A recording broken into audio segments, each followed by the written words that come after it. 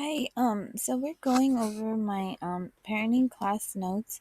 We've reached the section about discipline and how discipline is should not be perceived as a necessarily negative um thing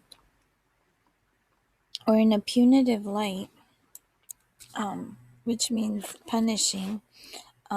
It is a process that aims to correct or mold and perfect even a certain behavior into one that it should be or is ideal, bringing the best out of that individual.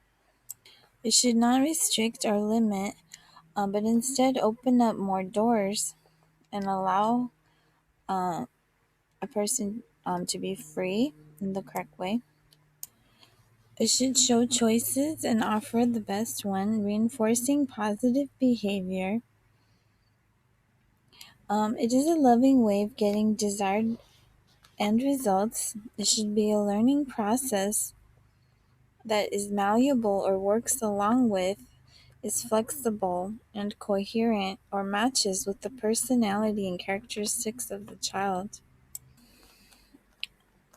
So, this is discipline, and for the individual, the feeling of detriment should not be called forth when disciplining. This can cause children to rebel or act out. Um, or to use a reverse psychology. So instead of going towards a positive learning behavior, they may end up choosing a negative behavior due to fear or anger or confusion. The patience of the parent is in being a positive, in being in a positive role, keeping peace, calling forth positive behavior should be practiced to avoid further misbehavior um, or negative um, um, feelings of the child. Teach toward a positive learning behavior. They so teach and train towards the positive learning without instilling fear or mistrust. Especially if dealing with a difficult time in life, try to stick together instead of pulling apart.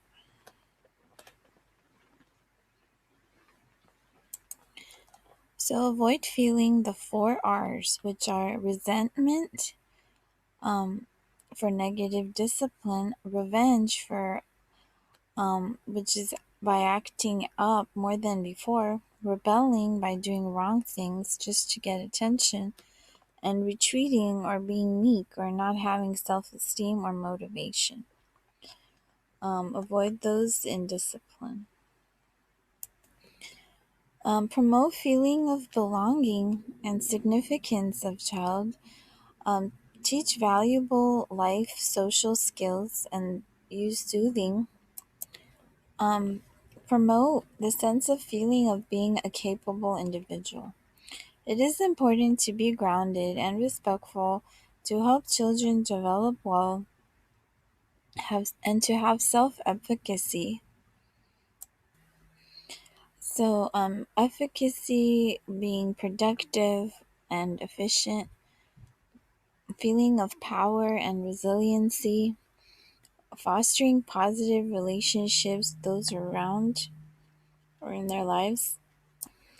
So once again, self-efficacy is being focused, efficient, productive, feeling of power and resiliency. Um, it, Children and individuals should not always feel vulnerable, but have a feeling of strength. Bullying is an attribute that is looked down upon, while teaching and learning is not. So instead of bullying, teaching and learning. Frustrations of both the child and the parent can be avoided by practicing all the good ways to communicate and to interact and learn and be positive in life and to reach goals that you set for yourself as well as trying to help others along the way. Using positive reinforcements like affection and privileges, etc., is important. Provide the child a way to substitute for behavior that can be changed, or offer alternatives to help the child improve or succeed. Offering two options rather than just one. By offering two or more options, you make the individual feel more empowered as well, instead of just giving them one choice. You can also use if and then statements like, if you do this, you get to do or get this as a reward. This will emphasize what you want or need to get done. So if and then statements say, if you do this, then you get to or get this as a reward. This will emphasize what you want or need. If you clean your room, then you get to play outside. Another rule, another rule you can use is abuse or lose it principle, which says this is to emphasize correct behavior. So you lose a reward if the desired behavior is not achieved, as a way of emphasizing or encouraging a specific behavior.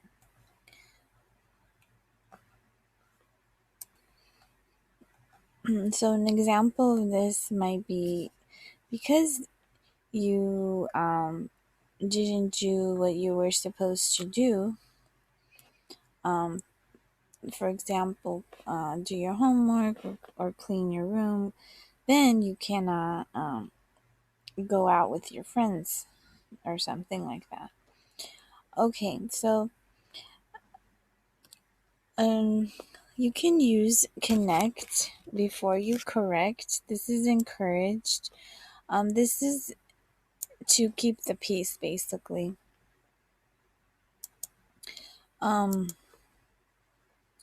This is to make sure that a child is feeling loved and cared for.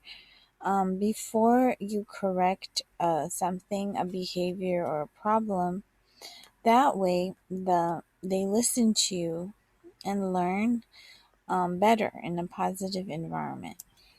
So again, connecting or making yourself open emotionally and explaining yourself is connecting before correcting. So this connect before you correct prevents a parent or discipliner from sounding one-sided or unjust by building a foundation or background of understanding. So it is important to be on the same page with the other individual. Also, to validate feelings, making them feel understood for their point of view, even if different from your own, making the child feel capable of making good choices and responsible, telling them that they are important, needed in specific ways, like around the house or for making dinner, etc. Also, a technique is to use a timer in times of transition. This technique of discipline ensures that the other person knows the time frame for different activities.